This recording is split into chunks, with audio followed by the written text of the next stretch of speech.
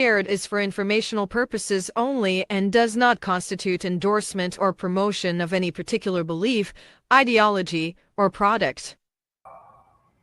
Hello, authors, book lovers, and storytellers. Welcome to another awesome day here at RM Hive, and you are tuning in to Readers Magnet's featured author interview.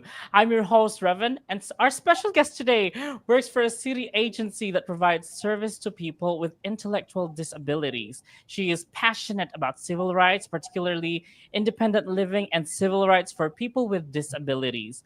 Author of Persistence, Living with an Authentic Life with a Disability.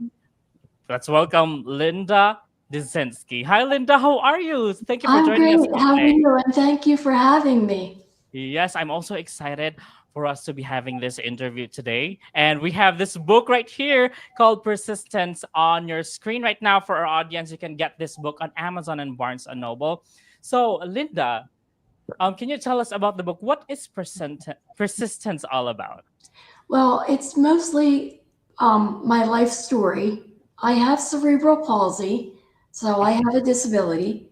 Um, and I wrote the book over many years Mhm, to express a lot of experiences that I mhm, have, and also hopefully to give people advice if they mhm, feel that they've ever been marginalized or othered by some of their own personal experiences. mhm, And the basic message is to persist, mhm, to push through barriers that you feel that you have, as mhm. well as to my friends with disabilities. Here are some of my experiences, and hopefully, you won't make some mistakes that I have made.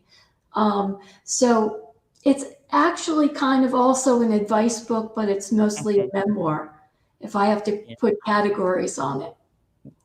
A memoir with advice. That's actually nice because some people actually learn from other people's experiences. So a memoir is can actually give us tips or advice on how to do life because sometimes we actually get to say, oh, maybe I was absent during that day when they were giving manuals for life. Yes, Sometimes we feel like yes. that, right?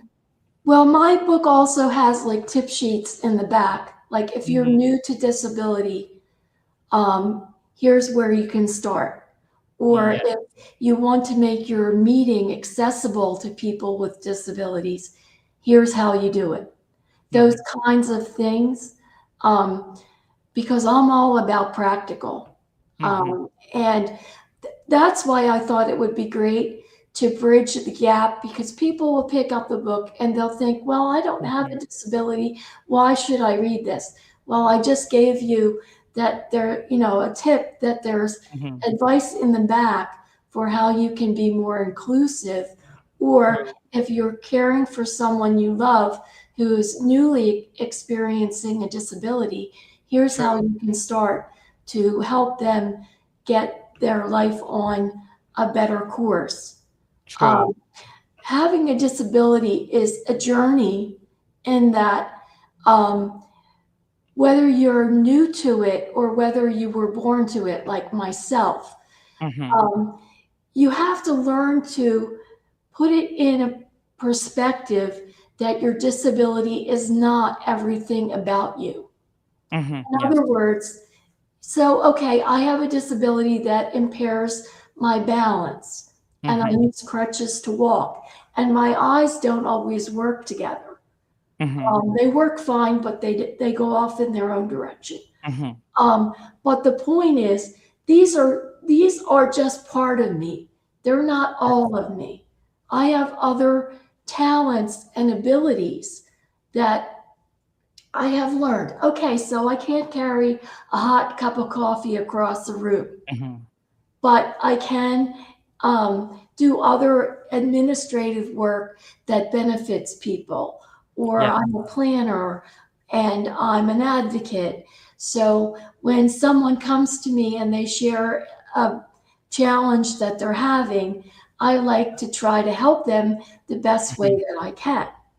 Then I might find someone who can carry that coffee for me and put it Mhm. on my desk for me.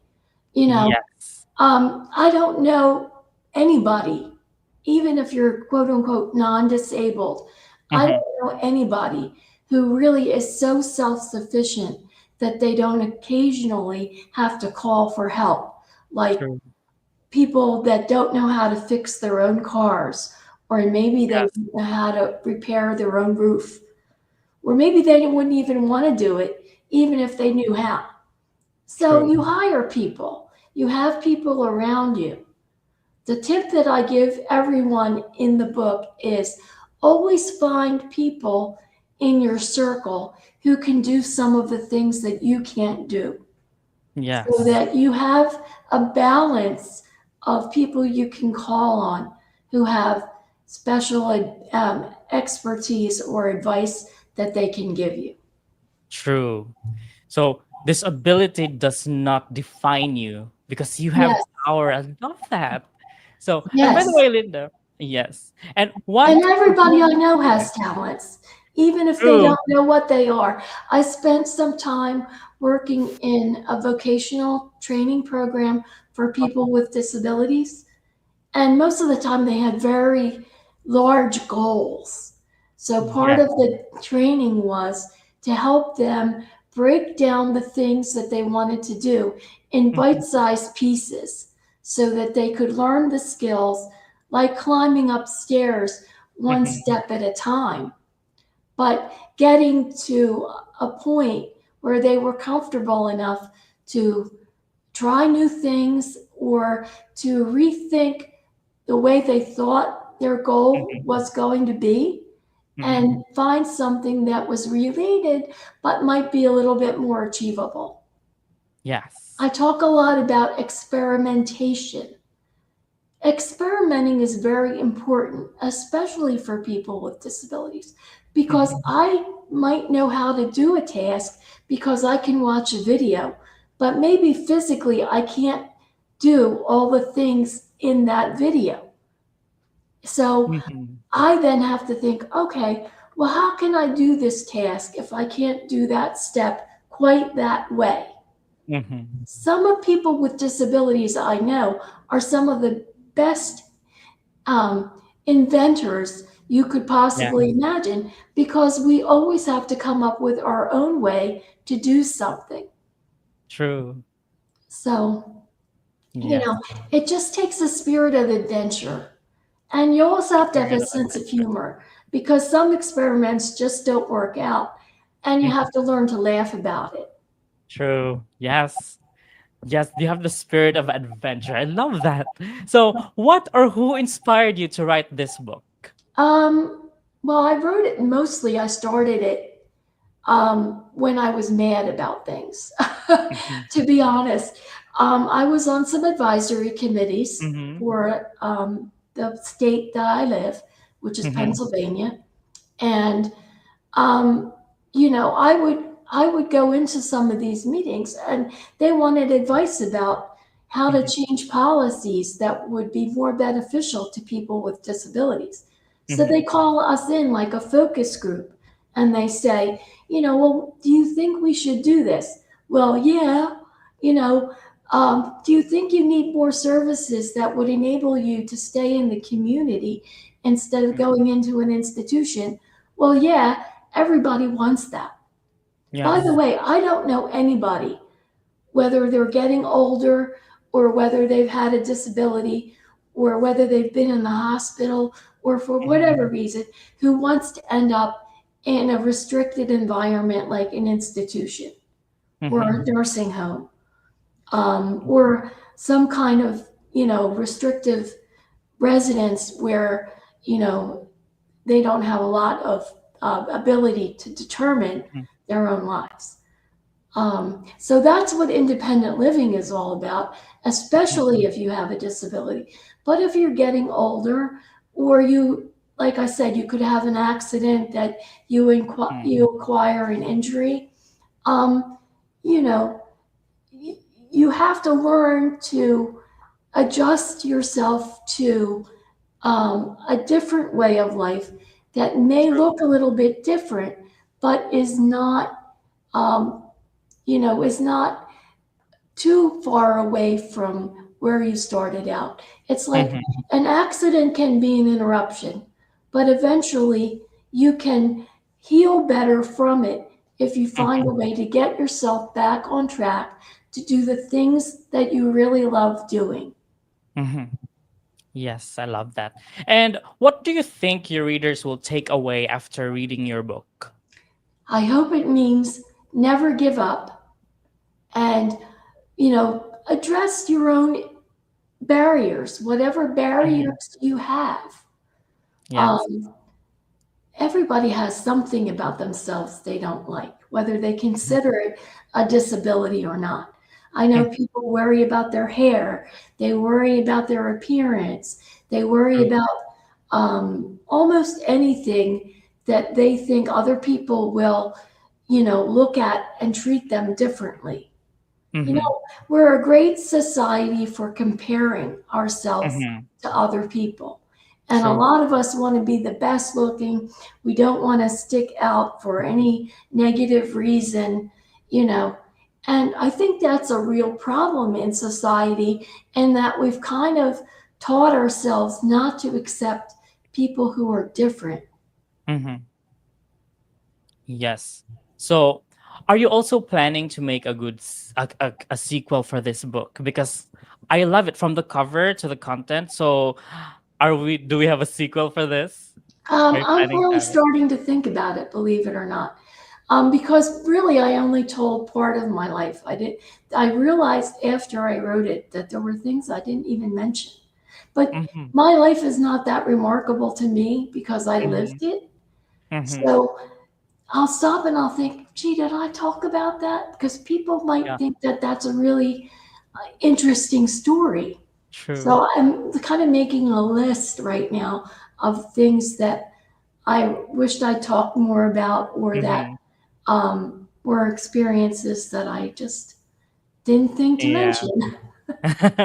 So for our viewers out there, a while ago, Linda and I were actually talking about the cover because I really love the message of the cover. It tells story to me. So it tells a story. So there's a person in a wheelchair pushing a boulder up up a hill. So for to me, yes, it actually matches the title persistence. So there's a lot of challenges on your way, and you have to push through the challenge. So it has a lot of meaning. So this book is not only for those with disability, but for all the people as well. So like a normal person. So if you think you don't have any disabilities or any problem, you can actually relate to this. So from the cover itself, so there are challenges on our way, and we have to brave through it, push through the boundaries, and just get to our goal, to our daily life. So, and once again, the disability does not define you as a person. So, and by the way, Linda, what do you think is the lesson will your readers will learn from reading this book? Well, I hope that they will approach people who are different than they are, Mm-hmm, who will maybe embrace the concept of disability mm-hmm, better, in terms of, frankly, being a little more patient, a little bit more compassionate. yeah, Um, a lot of times people almost act like they're afraid to approach, or they're yeah, afraid to ask an honest question. Not obnoxious questions. I'm talking mm-hmm, about just honest informational questions like, hey, or do you need any help? How can I mm-hmm, help you? Don't just dive in and help. Ask mm-hmm, first, hey, do you need help? And how can I help you? Just very mm-hmm, common sense kinds of communication stuff. It is in the book. I talk about going into doctor's visits and um, being able to educate your physician, things that you mm-hmm, need, all kinds of practical advice about how to live mm-hmm, a more fulfilling life. And the message I really want to talk about is always go for things that make you happy. Find a way to incorporate things that really give you a sense of purpose, a mm-hmm, sense of belonging, that are really valuable to you, because I promise you, if you're always dealing with your problems and your problems and your problems, you Yes. get worn out. But if you start just focusing on the things that make you happy and finding the help for things that you need help with, then you have more time to devote yourself to something that's really purposeful. And I Mm-hmm. really believe that the purpose of life is to be happy and not to be so sullen and unhappy about problems all the Mm-hmm. time. True. And you know what? I am actually learning from this conversation. I love this conversation with you. I am learning something today. So right now I'm going to give the spotlight to you, Linda, and I want you to promote your book, where we can find it. If you have projects, and I believe you will be with us in September at the book festival at Printers Row. So I'm going to give the floor to you. Yes. Well, I want to talk about the fact that I do have the children's books. I have 4 children's books that are actually called Nosy Adventures. Mhm. The idea is that every child has a nose, Mhm. um, and the nose is a, a secret, has a secret life, and can go with you as a partner on all of your adventures. And the great thing about nosies is they love everybody. They're not afraid to talk to anybody, especially people who may be new to them. They make friends and Mhm. they help. Um, they're gentle with animals and they have all kinds of fun.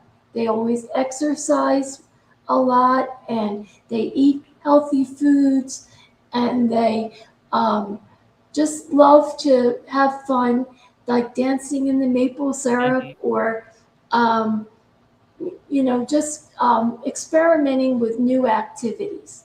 Yeah. Um, so the reason I wrote the series is because of themes of tolerance and diversity, Mhm. and to really encourage children not to be afraid to approach somebody, especially who is Mhm. different, and Yeah. be friends. Um, True. and your nosy will lead the way. Um, so that is a love. That is not work to me. I can Mhm. usually visualize a nosy story and almost, have it done in a couple of months. It's not Mhm. a big um, heartache. Like when I wrote Persistence, it's really more for adults. And I Mhm. would say mothers or fathers need to read it first before they allow their children to look at it, because I do Mhm. talk about parts of my life that are more adult. Mhm. But with the nosies, it's like they almost talk to me and they tell me the stories. I don't want people to think I'm weird, but your characters kind of, if you're a fiction author, your characters kind of sometimes lead you in a direction that True. how would they act? Like what would they say? Yes. And it's almost like they're talking to you all the time. But Yes. so the nosies are kind of like my vacation, and Mhm. the persistence and the possible sequel is really more, you know, um, more work to go through. But as I say in the book, anything that's worthwhile is worth Mhm. persisting and just Yes. never give up. Yes. Anything that's worthwhile is worth persistent and never give up. Such a really nice message to end this interview. Thank you so much, Linda, for having your time with us here at Readers Magnet's featured author interview. And to all our viewers out there, her book Persistence: Living an Authentic Life with a Disability is available on Amazon and Barnes and Noble. And her series, the Nosy Adventure series, is also available there on Amazon and Barnes and Noble, and also on her website www.lindadesensky.com. So you might want to visit the website as well. And once again, Linda will be with us in September at the book festival at Printers Row. So you might want to check her books right there. with us at Readers Magnet. So thank you for joining us here today, Linda. I have had so much fun having a conversation with you, and I've learned so much from you. Thank So you very much. I really appreciate the time, and I hope that everyone has a wonderful, persistent life. yes. So, guys, let's open the pages and unravel the secrets to your personal odyssey. And I believe that your ink never runs dry. So, go tell your story, you storyteller. This is your host, Revan. And if you say it here at Reader's Magnet, we share your story with the world. Bye now. Stay awesome.